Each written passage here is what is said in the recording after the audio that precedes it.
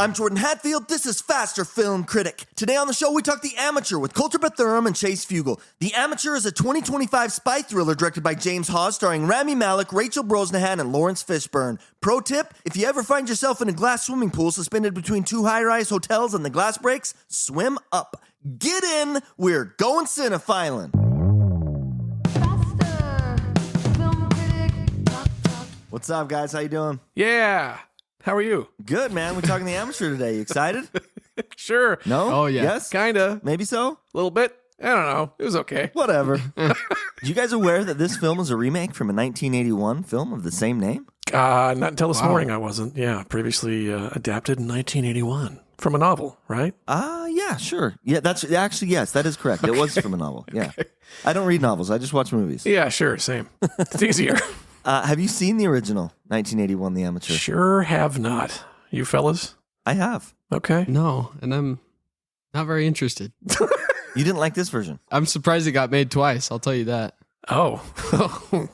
Chase doesn't like amateurs. Oh, I will be a hater of amateurs. Only professionals here. Chase only respects professionals. Yeah, well. People who are true masters of their craft. You're an amateur, man. Get out of the way. Do you like this film, Kolter? You know, I was entertained enough. It was okay. This is a pretty well-trodden storyline.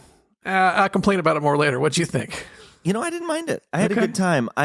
It was fun comparing it to the original. Okay. So the original isn't a great film at all. Oh. It's got some pacing issues. There's some writing problems. There's some issues with that film. Is this the original or the new one you're talking about? The original. Yeah, the Fair original. question.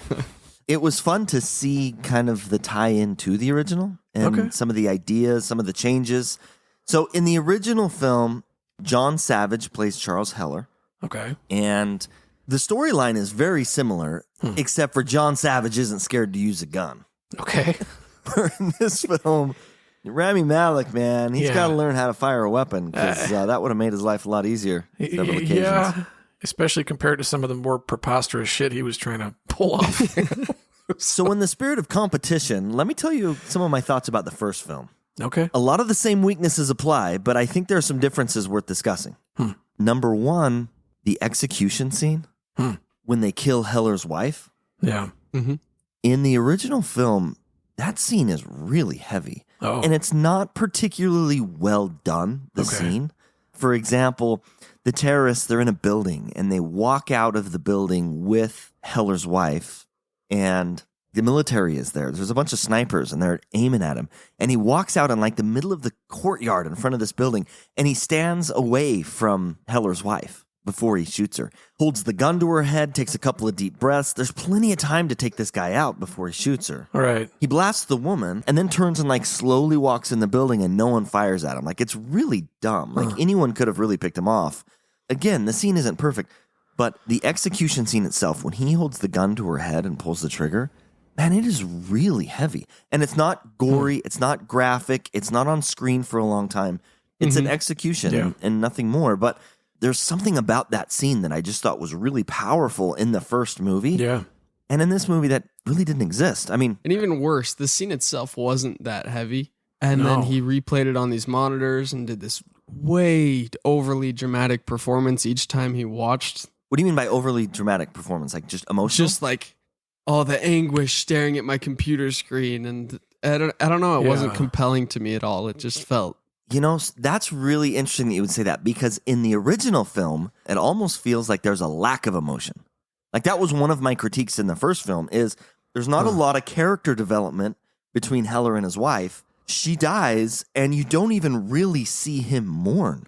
And so going into this film, I wanted to see more emotional anguish. Mm-hmm. Yeah. And comparing it to the first film, I thought they did a much better job here. I'm not going to argue that it was masterfully written and marvelously portrayed, but I do appreciate the fact that they showed him emotionally struggling and distraught and angry that his wife was gone and not just, oh, they killed her? Those sons of bitches, I'm going to get them back. Yeah. Which was kind of the attitude in the first film. Yeah. Just interesting compare and contrast between the two. Yeah. I'm not saying I want to see somebody get hurt, but when you want to see a character get motivated, this iteration of this movie could have used a little punch. If they've got that to kind of build a remake off of, you think that they would go, well, you know what? That anguish, that grief didn't come out very good in the original. Let's punch that up a little bit for this. Some of that was there, like his initial shock to find out what happened with his wife was there. And then after that, Rami Malek's a good actor, but there just didn't seem to be that level. I wasn't emotionally connecting with the character and his grief. There's a couple of moments, but to me, watching it was too much like he was just back on the horse, back doing his analyst stuff. There was moments of him grieving and him in anguish, but it didn't quite, just fell a little bit short for me to kind of, just needed a little bit more. Interesting. Having watched the first film, I needed a little bit more too, and this seemed to have a little bit more, and so it didn't bug me quite the same way, but I hear you guys. So I think Rami Malek does a good job here, but I think his strength is really in two types of roles. I think I know what you're going to say. A villain. Okay. And Freddie Mercury. That's it. Like, those are the two roles for Rami Malek, because he plays such a great villain. He's not bad in this film, but he is just such a great villain. Yeah. He is not a great protagonist in this movie. I wasn't cheering for him very much. Yeah. Compared to other stuff I've seen, his performance wasn't very compelling. Huh. That said, I'm really glad they didn't cast Liam Neeson here. Right. Which feels like the obvious choice. I like the idea that he's not physically imposing. He's not going to benefit from skills that he doesn't have. So I think the filmmakers do a good job of capitalizing on the fact that he's got to use his intelligence as opposed to his physicality. I think that was done fairly well, and it read fairly well in terms of how he performed that. Yeah, I don't know. He's got a fairly kind of limited range because of his natural mannerisms and I think how he looks. That I think that's an accurate statement. He does play a great villain. Yeah. Another thing that I was really excited to see was Rachel Brosnahan in this film. Yeah. You guys like Rachel Brosnahan? Are you guys familiar with her work? I haven't seen her in a ton of stuff, but even in her limited capacity in this, I think she did a fairly decent job. Have you guys ever seen The Marvelous Miss Maisel? No, haven't. I have not. The first season of The Marvelous Miss Maisel is great. Okay. She plays a stand-up comedian. Oh. Actually, her husband is the stand-up comedian. And she, trying to prove equality of sexes, ends up doing stand-up comedy, and she does it way better than he does. And it's really good. I really like the first season. Okay. I am looking forward to see her as Lois Lane in the new Superman. Oh, yeah. That's right. Yeah. She is cast as Lois Lane. Yeah. I think she's a great actress. She is. Yeah, I'm excited to see her there, too. Moving down the cast list, John Bernthal. Yeah. What a waste in this movie. Like, what is he doing in here? He's a great actor, but his part is so worthless. It could have so easily been deleted. Yeah. Well, they were setting up some kind of interesting relationship between the two. You've got one guy who's kind of your salt of the earth, gritty, get out there and get things done, quote unquote, whatever that might mean for his line of work. They have a friendship. Heller's sitting down having lunch with his colleagues, and John Bernthal's character walks by, says hi. And they're like, whoa, how do you know this guy and this and that? And his only explanation is, I saved his life once. It's implied that perhaps through his intelligence gathering, he positioned himself in such a way that he actually did save this guy's life. And that's why they have the relationship, thin as though it may be, exists in the movie. I definitely wanted to see more of what was that? Because, John Bernthal is severely underused. He has this sort of random encounter in Russia with Heller later in the movie that you think something more is going to come of it, and it doesn't really. John's a great actor, but it feels like he was meant to be cut. Yeah. And Lawrence Fishburne feels like he's a little too old to be a master CIA operative. Sure. Still cool as hell, though, I'd say. I really like Lawrence Fishburne, but he was so good in The Matrix. I just see Morpheus everywhere he goes. He enters in, and it's like, yes, Morpheus! Yeah. I know Kung Fu. Show me. Always great to see. I think he does a decent enough job. And for those not fully paying attention, this is Lawrence Fishburne. It is not Samuel L. Jackson. So if you're confused. Who's confused by that? Wait, what? This is Lawrence Fishburne. It is not Samuel L. Jackson. Google that if you don't know what I'm talking about. Okay. Holt McCallany seemed to be the weakest performance of this entire cast, in my opinion. He seemed to really phone it in. Who is this? I never believed him. He always felt like he was just the chief? Yeah. Yeah. Rick Moore. Yeah, he gets typecast as a lot of kind of bad guy roles. He's great in David Fincher's Mindhunter. Yes, he is. He is fantastic in Mindhunter. Yeah. But he's kind of one of those typecast role guys. Another problem I had with the original film was the pacing. Mm-hmm. You know, the original film is like 2 hours long, and the first kill doesn't really take place till like an hour and 40 minutes into the movie. Okay. But I will say the first kill in the original is the female terrorist, just like it is here, although rather than aggravating her allergies with pollen and chasing her into the street. Right. In the first movie, he forces a poisonous capsule down her throat. He's got her tied up in a chair. Okay. He forces her to swallow this poison capsule, and then he's got the antidote in another pill, and he says, if you tell me where the other terrorists are, I'll give you the antidote. And she refuses to speak, and he throws it in the fire and walks out. And I thought that kill was much cooler in the original than this kill, where he just chases her into the street after she's itchy with allergies. Oh, I'm all itchy. Oh, my throat kind of tingles. I'm going to run sneeze. into the street as fast as I can into oncoming traffic. Right.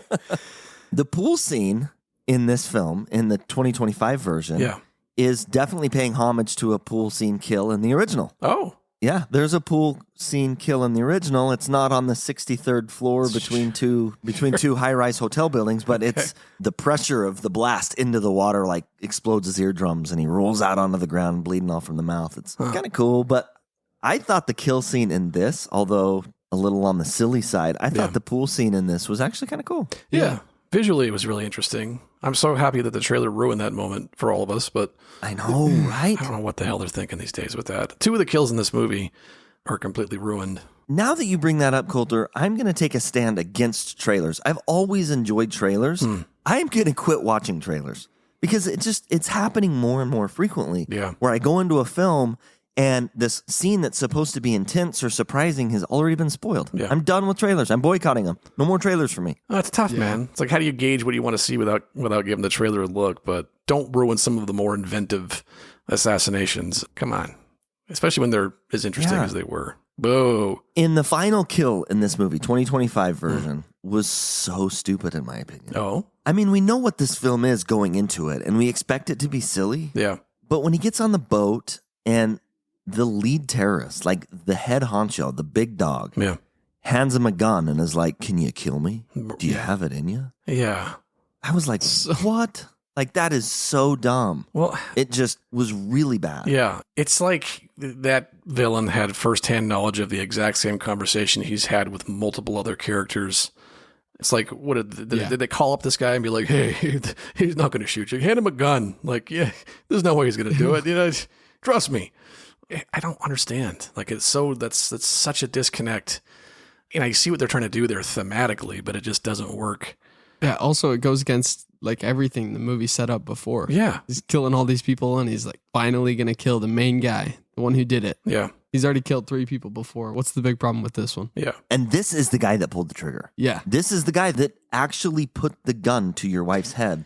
Yeah. What's the holdup here? But that wasn't the problem for me. The problem was not that he couldn't pull the trigger. Yeah. The problem was that this lead terrorist Right. handed him a gun in the first place. Sure. And was like, I double doggy dare you. Yeah. That was just so dumb. Yeah. It was so dumb. The ending in this film was really weak, in my opinion. They tried to struggle with giving Heller some kind of satisfaction. And if the bad guy's going to hand him a gun, Heller forces him down to his knees, and then he's like, yeah, that's the look I'm looking for. It doesn't even make sense to me that he was going to hand him a gun if, 1, he doesn't think he's going to use it, and 2, if he doesn't think he's going to use it, why would there be some weird moment of reflection in the villain where he actually thinks he might for a minute, which gives Heller the satisfaction of like, that's how my wife felt. Like, what?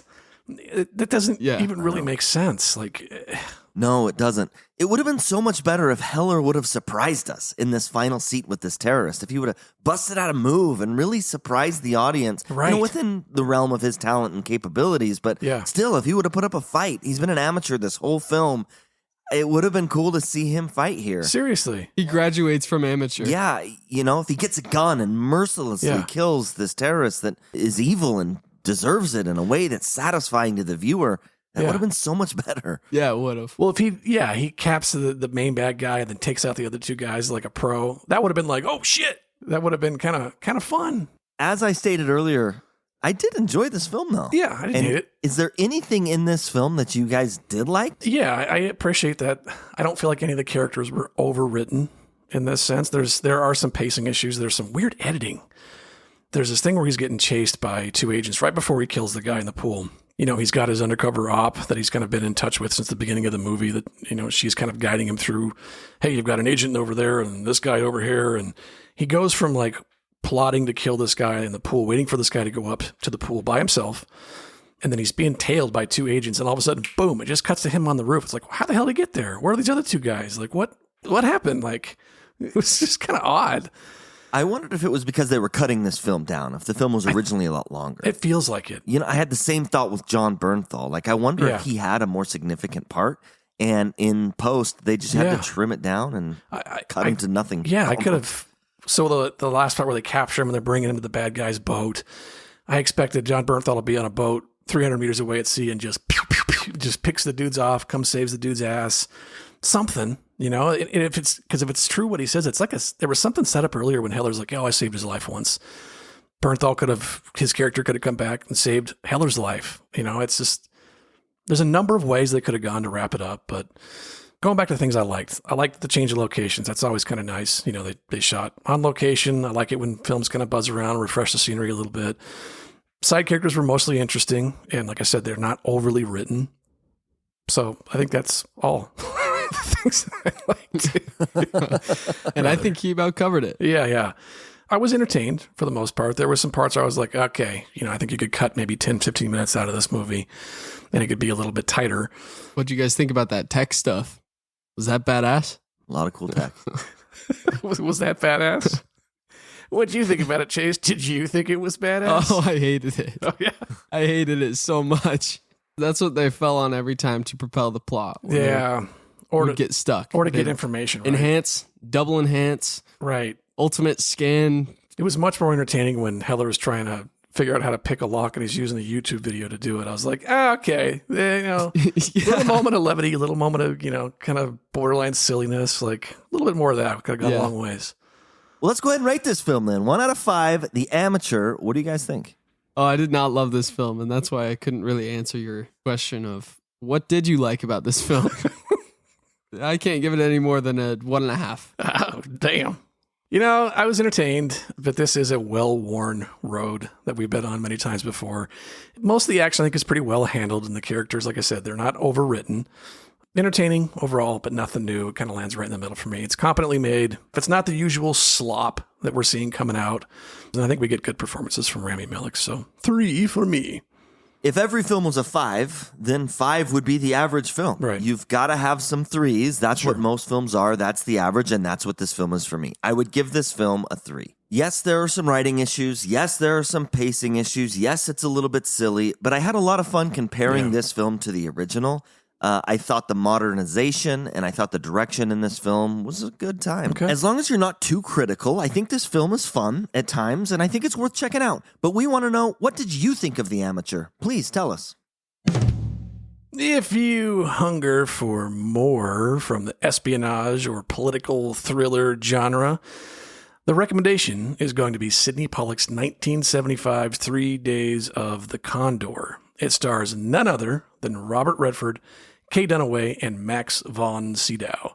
It tells the story of a codebreaker who discovers his superiors are behind the murders of his coworkers. Expertly directed and well performed, this film will assuredly scratch that itch. It might be 50 years old. It's an oldie, but a goodie, and far superior to The Amateur. Check it out.